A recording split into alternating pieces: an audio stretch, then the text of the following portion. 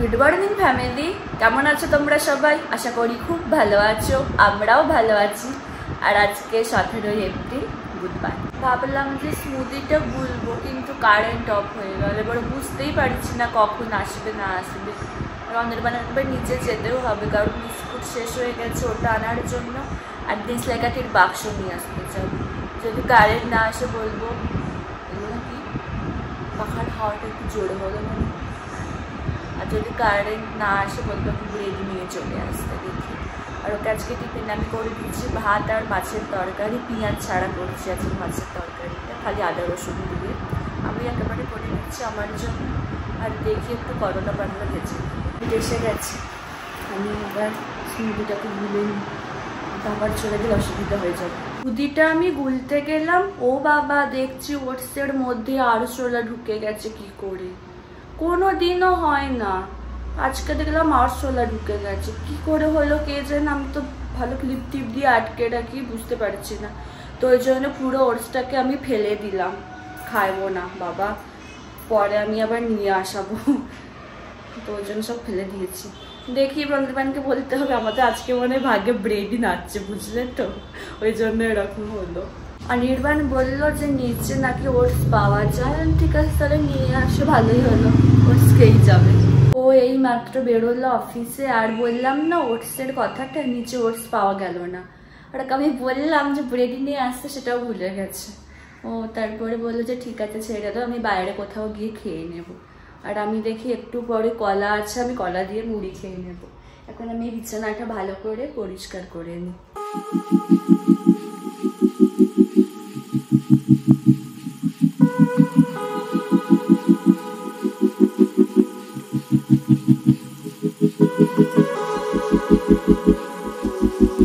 তোমাদেরকে কালকে বলছিলাম না যে আজকে বৃষ্টি হওয়ার কথা আছে। সকাল থেকে তো ওয়েদার মেঘলা হয়েই ছিল, একটুখানি বৃষ্টি হলো, হয়ে থেমে গেল। কিন্তু মেঘলা ওয়েদার হয়ে আছে, বাট রোদের তেজটা ভালো মতো আছে। একটু ভালো করে বৃষ্টিটা হোক।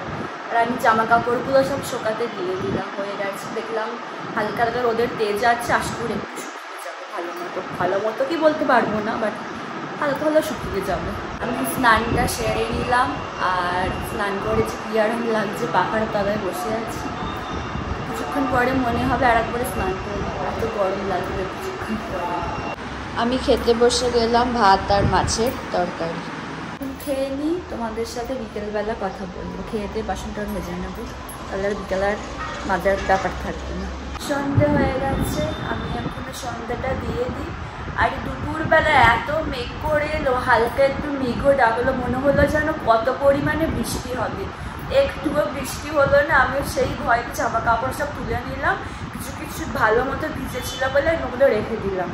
ও বাবা, তারপরে দেখছি রোদ বেরোলো। আমি ভাবছি হে ভগবান, আমি কেন শুধু জামা কাপড়গুলো তুললাম, আমি আর দিয়ে থাক, আবার পরে দেবো কালকে।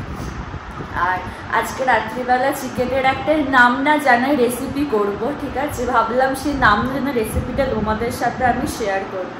কিন্তু আদা রসুন পেস্ট লাগবে, বাট কারেন্ট অফ হয়ে গেল, জাস্ট হলো। বাট বুঝতে পারছি না কখন আসবে, কারণ আকাশের যে অবস্থা হয়ে আছে, এলেই আগে বেটে নেবো। তোমাদের এবার আকাশের অবস্থাটা দেখাচ্ছি না। এদিকের আকাশটা দেখো লাল মতো হয়ে আছে, তোমরা ফোনেতে হয়তো বুঝতে পারছো না লাল কালারটা, বাট নিচের দিকে দিলে দেখো এখানটা এরকম হালকা হালকা লাল লাল মতো লাগছে। বাট ওই সাইডটাতে দেখো কেমন মেঘ জমেছে, বুঝে যাচ্ছে না কখন বৃষ্টি আসবে। এই দেখো এখানটা দেখো কি অবস্থা। পাশে যেই মাসিমাটা থাকেন, উনি পুজো করেছেন, তো প্রসাদ দিয়ে গেছেন খিচুড়ি। আমি এখানে রেখেছি, তো একটু মুখে দিই ঠাকুরের প্রসাদ। তোমাদেরকে প্রথমে দেখিয়ে দিই চিকেনটা বানানোর জন্য কি কি জিনিস লাগবে। তার আগে আর একটা কথা বলে দিই, তোমরা ফ্রেশ ক্রিম দিতে পারো, আমার কাছে নেই বলে আমি ওটা দিচ্ছি না। কাসুরি মেথিও দিতে পারো, এটা আমি দেবো না, স্কিপ করে যাচ্ছি। আর ধনে পাতা কুচি দিতে পারো, ঠিক আছে, স্বাদটা আনার জন্য, গন্ধটা ভালো হওয়ার জন্য। এবার চলো দেখাই কি কি লাগছে। এখানে চিকেন লাগবে, চিকেন তো লাগবেই করার জন্য। এখানে হচ্ছে পেঁয়াজ কুচি লাগবে, আমি ভালো করে চপ করে নিয়েছি। এখানে আদা রসুন পেস্ট লাগবে। এখানে কাঁচা লঙ্কা চেরা লাগবে, টমেটো কুচি লাগবে। আর এই পেঁয়াজগুলো লাগবে বেরেস্তা বানানোর জন্য। আর এখানে টক দই ফাটানো। প্রথমে আমি বেরেস্তাটা বানিয়ে নিই। তোমরা প্রথমে বেরেস্তাটা বানাবে, তেল দিয়েই বানিও, বাট এই চিকেনটা পুরোটাই ঘি দিয়ে হবে, কিন্তু বেরেস্তাটা আমি তেল দিয়ে করব আর বাদ বাকি চিকেনটা পুরোটাই ঘি দিয়ে করব। তো প্রথমে বেরেস্তাটা ভাজি তেল দিয়ে। এই যে দেখো এখানে আমার বেরেস্তা পুরো রেডি, কড়া বসিয়ে দিয়েছি, ভালো করে কড়াটাকে ধুয়ে। এবার কি করছি দাঁড়াও দেখাচ্ছি। প্রথমে দেখো আমি কড়াতে ঘি দিয়েছি। এইবার এখানে আমি যে আদা রসুন পেস্টটা করে রেখেছিলাম এটা এখন দেবো ওখানে, দিয়ে একটু ভালো করে ভেজে নেব। আদা রসুনটাকে আমি ভালো করে মিশিয়ে নিয়ে চিকেনগুলো দিয়ে দিলাম। এবার এই চিকেনগুলো 7 থেকে 10 মিনিট আমি ভালো করে ভেজে নেব, যতক্ষণে চিকেনের কালারটা চেঞ্জ হচ্ছে ততক্ষণ, আর ফ্লেমটাকে হাইয়ে রাখবো। চিকেনটা ভাজার পরে দেখো আমি যে পেঁয়াজগুলো চপ করে রেখেছিলাম ওগুলোও আমি দিয়ে দিলাম। এখন এটাকেও ভালো করে 2-3 মিনিট মতো একসাথে ভেজে নেব। পেঁয়াজটা ভালো করে ভেজে নেওয়ার পরে এখানে দেখো আমি টমেটো কুচি আর কাঁচা লঙ্কা চেরাটা দিয়ে দিলাম, আর স্বাদ মতো নুন দিলাম, দিয়ে এটাকে এখন আমি ভালো করে আবার একটু কষে নেব। এখানে টমেটোটা আর কাঁচা লঙ্কাটাও ভালো করে কষিয়ে নেওয়ার পরে এটাকে আমি লো ফ্লেমেতে রেখে 10 মিনিটের জন্য চাপা দিয়ে রাখবো। 10 মিনিট হয়ে যাওয়ার পরে আমি ঢাকনাটা খুলেছি আর দেখো কেমন জল বেরিয়েছে। এবার এর মধ্যে আমি যে বেরেস্তাটা রেডি করে রেখেছিলাম ওটা দিয়ে দিচ্ছি।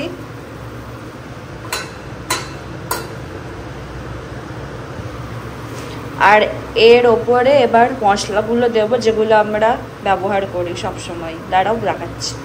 আমি মশলার মধ্যে এখানে দিয়েছি 1 চামচ হলুদ গুঁড়ো, 1 চামচ কাশ্মীরি লঙ্কা গুঁড়ো, 1 চামচ গরম মশলা গুঁড়ো, 2 চামচ ধনে গুঁড়ো আর 1 চামচ জিরে গুঁড়ো।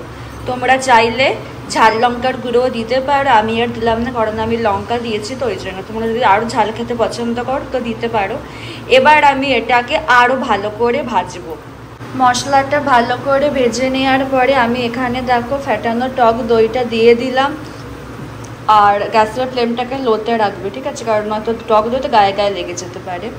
তো এবার আমি এটাকে লো ফ্লেমেতে দিয়ে আরও ভালো করে কষে নেব। টক দইটার সাথেও আমি ভালো করে চিকেনটাকে মিশিয়ে নিলাম, মানে কষিয়ে নিলাম, আর গায়ে গায়ে লেগে যাচ্ছিলো বলে আমি একটু জল দিয়েছি। তোমরা জল দেবে যদি গায়ে গায়ে লেগে যায়। এবার কষানোর পরে এটাকে এবার লো ফ্লেমেতেই আছে দেখো 5 থেকে 7 মিনিট লো ফ্লেমেতে দিয়ে ঢেকে রাখো। 5-7 মিনিট পরে দেখো এসে দেখছি পুরো ভালো মতো কষে গেছে। এবার খুব অল্প করে ঘি দিয়ে ভালো করে নাড়িয়ে এটাকে নামিয়ে নেব, কারণ ঘি আগে দেওয়া হয়েছিল তো ওই জন্য আর অল্প করে ঘি দিতে হবে। দিয়ে ভালো করে নাড়িয়ে নামিয়ে নেব। নুনটা ঠিক আছে কি দেখার জন্য আমি একটু টেস্ট করলাম। বিশ্বাস করো নিজের খাবার আমি নিজে রান্না করা জিনিস আমি নিজে প্রশংসা করেছি, লোকে আমাকে প্যাঁক দেবে। সত্যি এত ভালো খেতে হয়েছে না, দারুণ খেতে হয়েছে। আর ঘি দিয়ে করেছি তো বেশ ঘিয়ের গন্ধটাও আছে, দারুণ খেতে লাগছে। আর অনলাইন থেকে একটা নাইট ক্রিম অর্ডার করেছিলাম সেটাফিলের, তো এটা মেখে দেখি কেমন, তোমাদেরকে জানাবো। কোনো প্রমোশন ভিডিও নয়, এটা জাস্ট তোমাদেরকে নর্মাল বলছি। তো মাখি আশা করি ভালো হবে, কারণ আমি সেটাফিলের আমি কি বলে ফেস ওয়াশ ইউজ করি। সেটাফিলটা খুব ভালো না তোমার নর্মাল স্কিন থেকে পুরো সেন্সিটিভ স্কিনের জন্য। তো আমি এটাকে আগে ইউজ করে দেখি কেমন, তারপরে তোমাদেরকে বলবো। আর তোমরা পারলে কিনে নিতে পারবে, আমি লিঙ্ক দিয়ে দেবো। যখন তোমাদেরকে বলবো যে কেমন আমি ফল পাচ্ছি না পাচ্ছি তখন আমি লিঙ্ক দিয়ে দেবো ডেসক্রিপশন বক্সে, তোমরা চেক আউট করে নিও। নির্বাণ অফিস থেকে এসে গেছে আর ওকে বলেছিলাম রুমালি রুটি নিয়ে আসতে। এই চিকেনটার সাথে বেশ রুমালি রুটি খেতে একটু বেশি ভালো লাগবে, তো নিয়ে চলে এসেছি। আমরা এবার খেতে বসছি। ফাইনাল লুকটা তোমাদেরকে দেখাচ্ছি, চিকেনের কালারটা কেমন এসেছে তোমরা দেখেওছো, বা কিছুক্ষণ তো বন্ধ ছিল না, চাপা ছিল, তো এখন কেমন লাগছে দেখতে দেখাচ্ছি। দাঁড়াও, যে আমরা দেখো খেতে বসে গেছি আর ঠিক এরকম দেখতে হয়েছে পুরো চিকেনটা। রুমালি রুটি রঞ্জবানি খেয়ে বলবে কেমন হয়েছে, বলুন খেয়ে।